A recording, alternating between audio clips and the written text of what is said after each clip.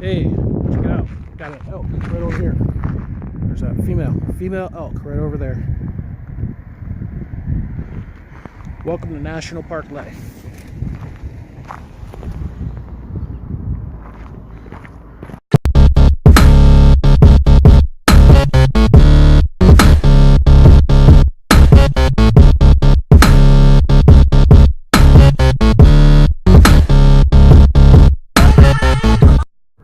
Hey YouTube, this is Major G.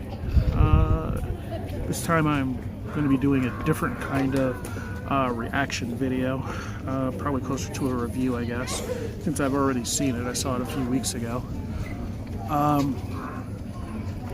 And most of my followers probably aren't going to have any idea of what I'm talking about. But if you've seen a bunch of my videos before, I've usually rattle off a list of YouTube names that probably you guys aren't very familiar with. That's because these people are all in the J-vlogging community, or they're YouTubers that live in Japan. So people like Unrested and Akasan. Akasan's actually pretty big in reaction world, but he also lives in Japan. Victor, give me a Flake, give me a Breakman, also lives in Japan. And so the people I usually watch, people I usually watch are on YouTube are mostly from Japan or live in Japan. I watch very few things outside of that on YouTube. I think probably the only non-J vloggers I watch would probably be Death Battles, or like Screw Attack stuff, Young Turks, and Secular Talk, and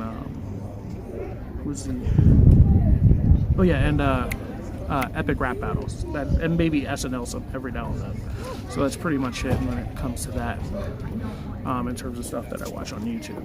But pretty much everything else are people that currently live in Japan. And I'm actually going to be addressing one of those videos. This is very, very late, but that's the story of my life. I'm always late with everything. And that's mainly because I initially wasn't going to do anything, especially since, since the main thing is that I've never even actually set foot in Japan, so I didn't feel like I had a place to say anything. But after watching a couple of the reaction videos, I felt like I had something to put in. And this is addressing Ryan Boundless's recent Gaijin Hunter video from a couple weeks ago, where he berates an old man for trying to speak English to him. And yeah, pretty much everyone is on par with that. Especially, all the other J vloggers are pretty much right on that. And I think the only input I can put in is from a different perspective, which is, even though I've never set foot in Japan, this actually kind of goes in with one of the reasons why I'm here at Grand Canyon, which is that, and I've mentioned this before in many of my videos, we actually get a good number of Japanese tourists, and I guess my perspective would be from the other side, wherein a lot of the J vloggers, even Akasan's made a video on it, the stuff that Japanese people say to Gaijin, and I've actually experienced a good number of those things that he mentions. Pretty much everything except the "Why are you in Japan?" question. But I've gotten "Why do you want to go to Japan?" So, I feel like I can give some kind of input on that, and that is that a lot of the people that a lot of the J vloggers mentioned that when they live in Japan, and a lot of times Japanese people will try to speak English to them. and that's it. They will only speak English to them. There's a guy that even made a video about it, a very humorous video about how a white guy who was born and raised, not born. I don't know if he was born, but he was raised in Japan by Japanese parents.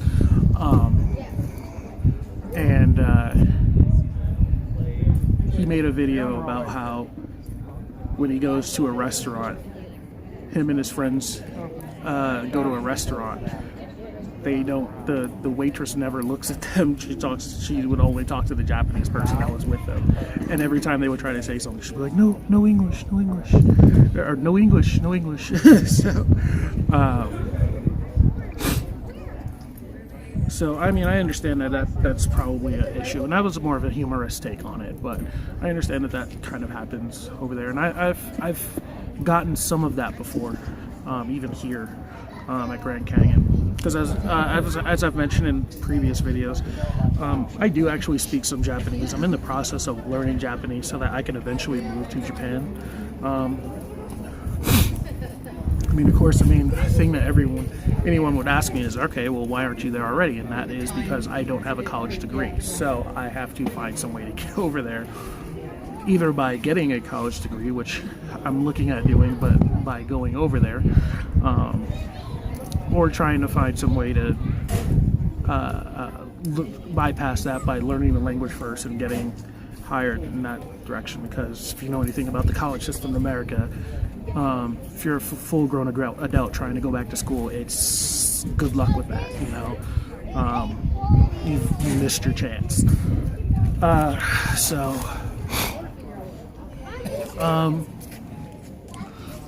Anyway, he one of the things a lot of people were saying was, go ahead. One of the things a lot of people were saying is that it's just something you kind of expect when you're over there.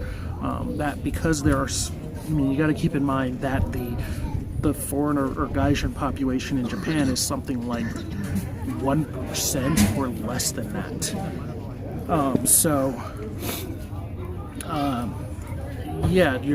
Your people that are generally your Gaijin that are over there probably aren't going to know the language, or they're tourists. And there was another guy, I don't know who he is. I just happened to catch his video, and he was mentioning that even when he speaks to his Japanese friends, he said that even most of the foreigners that his friends have come across are mostly tourists who don't know the language.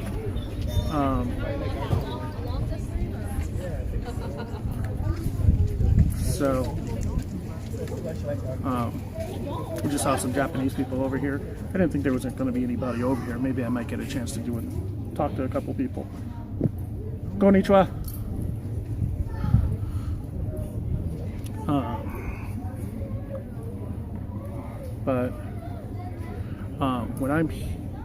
One of the reasons I took the job that I did now is that when I came here, because originally I had given up on going to Japan because I didn't have a college degree. I was just like, yeah, I can't go. That's, I kind of made my peace with that. And then I came here and I started meeting Japanese people. And I'm like, holy crap, it's possible. I can actually learn the language and possibly go over there at some point. And one of the main reasons I am at the location I am right now is that I get to meet Japanese tourists almost every day. Unfortunately, today's Sunday, so that's what I was saying. I didn't think that I was going to be able to talk to anybody today, but maybe I will. And if not, I can do it. I was planning on doing a Grand Canyon video where I actually do some interviews with them. But going back to that, yeah, the Gaijin population in Japan is something like 1% or less than 1%. So your average Japanese person, unless they live in like Tokyo or Osaka, or they've left the country, is the average Japanese person, unless they're in one of those three categories, is that they've never met any non-Japanese person or non-Asian person in their life. And I've seen a couple of Akasan's videos where he said that, if you don't know Akasan, he's a black guy with dreadlocks. who lives over there. He's been over there for about 5 years. He said that there have been a few times when, you know, the kids will just stare at him. And I've gotten that. The kids will just, when they see me for the first time, they'll just start staring at me. I mean, even the high school kids, we get high school kids that come out here every spring. I haven't seen them yet, but there's usually a big busload full of them, 3 busloads full of them that are on a field trip from Japan in high school or college. And they'll come here and, you know, they won't talk to anybody because, and I'm pretty sure that's primarily because they assume everyone only speaks English. And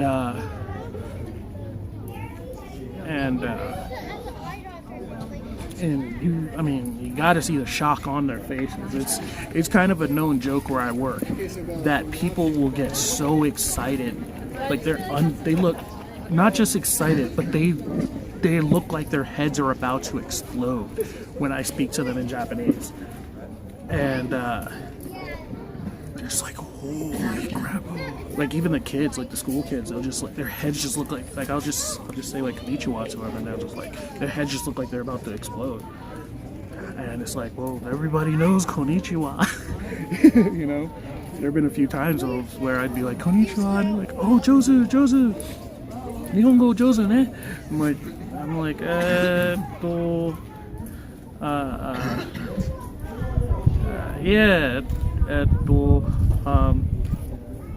アメリカ人は日本語、アメリカ人はこんにちはとさよならを分かる。And they're just like, wow, because then I'll start speaking to them because I just spoke to them in a full sentence, so they're just like, heads just start exploding.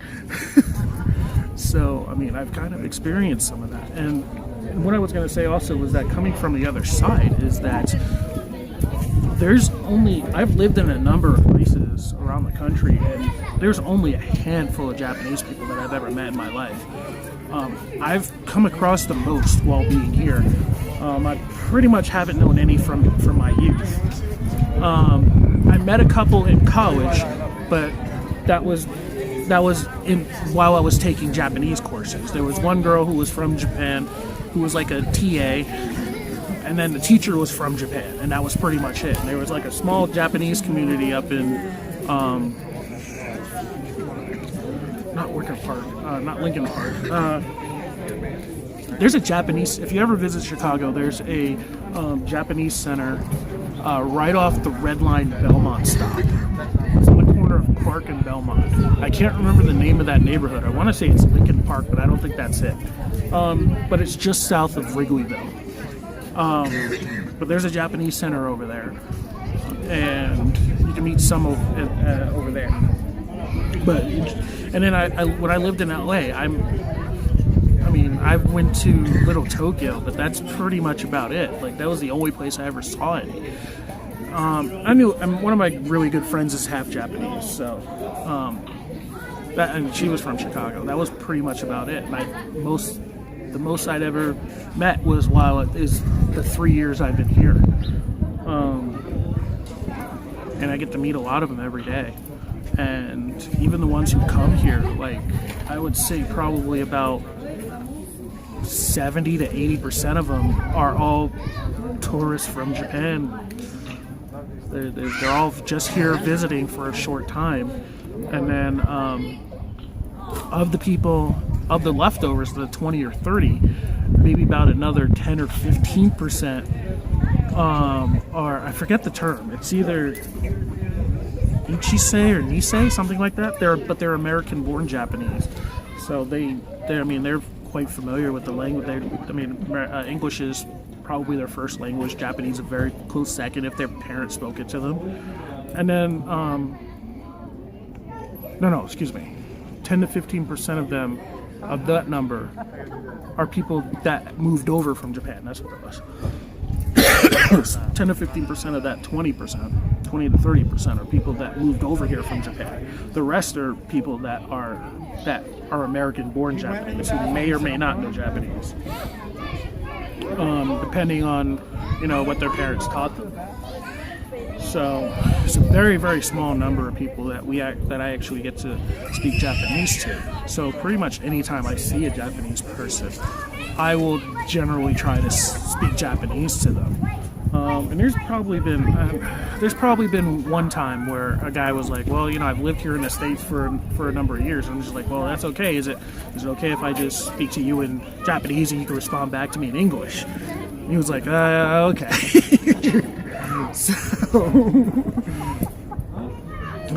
So I mean, it's more just the rarity.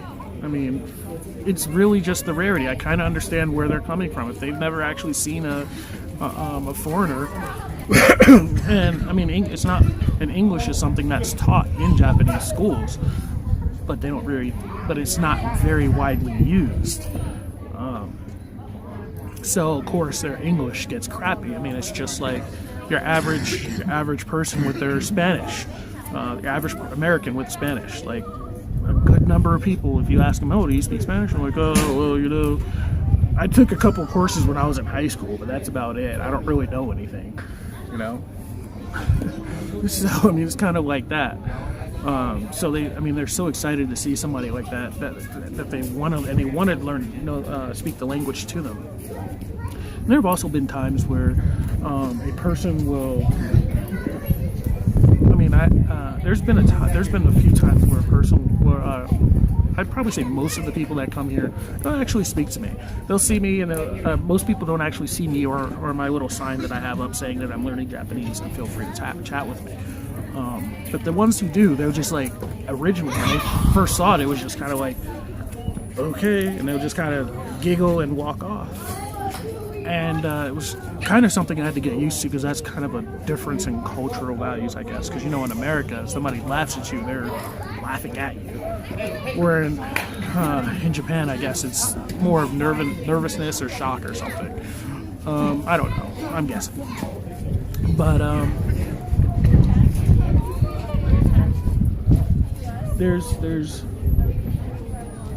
there's been a bunch of times where I'll wave to somebody and say, konnichiwa to them, and they will actually look at me and be like, no English. I'm like, daijoubu, watashi wa nihongo mananderu. I'm like, like Kenshiro just talked to him or something. like Kenshiro just touched him. Was like, you're already dead, Mae wa mou shindeiru.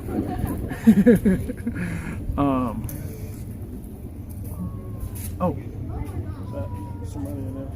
Yeah, I think that is. So yeah, I mean, I can understand the other side of it, just wanting to learn the language, wanting to talk to somebody in a different language from yours. So, and of course my situation is slightly different in that most of the people that I come across are generally tourists. So, I mean, maybe they are a little more willing to speak Japanese to me, so, I mean, if they can. But they're so excited when they find out that somebody, speaks their language. So I don't know if Ryan has ever felt that way. I guess some guys might feel that way. Maybe not if you've spent a number of years over there and they always want to speak to you in English. But I can get where they're coming from, and I assume that when I go over there, excuse me, I'm not 100%. I assume that when I go over there, I'm pretty sure I will remember what it's like to be on that other foot, what it's like to be on that other side, not ever having met or meeting very few people of that nationality and wanting to talk to them so badly in their language, even if you're not very good at it. So, I mean, and to be honest, my Japanese does suck, and I would primarily say that's because I haven't set foot over there. I haven't really. I mean, whenever I want to put down my Japanese studies, I can just put it down and not have to think about it. Not like I have to leave my house and I'm overcome with kanji and katakana and hiragana every day, or people speaking it around me all the time. I mean, I have to, I mean, even though I do come across him every day, I still have to put in some kind of, at least a minimal effort to try and speak some or write some, you know. But I think that's pretty much most of what I wanted to say about that.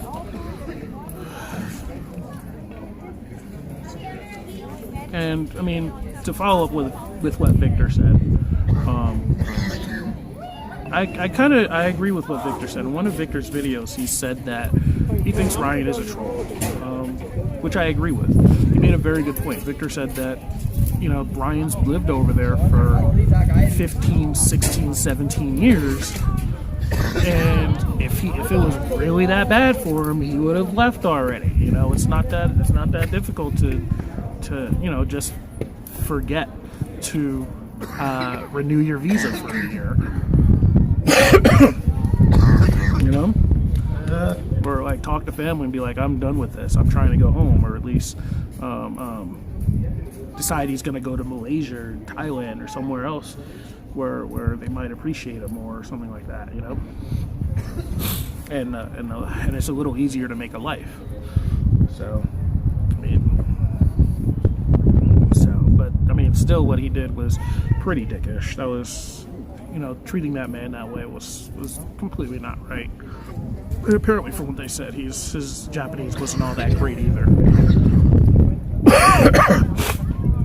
Which is probably why the man was trying to talk to him in English. So, but my Japanese isn't good enough to really rate anyone else's. So, I mean, I still barely just learned how to. I can still almost tell when someone's speaking Kansai versus Kanto dialect to me. So, and even then, it's not every time. It's like every now and then I might be able to pick out a couple words. Like, oh wait, that's not Tokyo Ben. That's Kansai Ben. Kansai Ben. So, I think that's gonna be pretty much all I gotta say about that. And if I see some people, maybe I can try and talk to them on this video or something. But until next time. Yeah, so if I find anybody, I'll try and bring them in on this video. So until next time, I will see you guys around later.